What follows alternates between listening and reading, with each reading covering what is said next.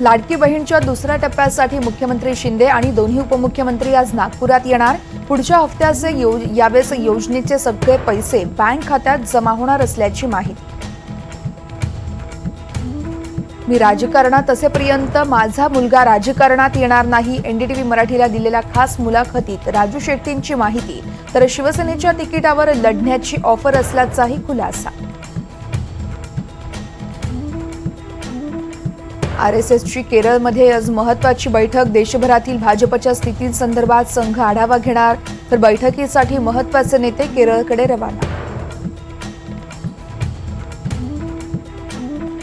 मध्य आणि harbour railway मार्गांवरती उद्या मेगा ब्लॉक घेतला जाणार। ब्लॉक दरम्यान सीएसएमटी ते कुर्ला आणि पनवेल ते वाशी दरम्यान विशेष रेल्वे सेवा।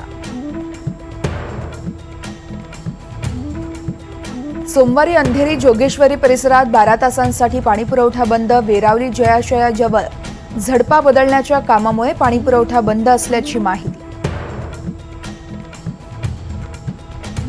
मुंबईतील 1322 गणेश मंडळ मंडपाच्या परवान्यासाठी वेटिंगवर। मनपाकडून अद्यापही ग्रीन सिग्नल नाही। छत्रपती संभाजीनगरमधील जायकवाडी धरण 80% भरलं। धरणात 56,000 क्युसेकनं पाण्याची आवक सुरू। आज पंतप्रधान नरेंद्र मोदी 3 राज्यातील नव्या वंदे भारत रेल्वेंना हिरवा झेंडा दाखवणार।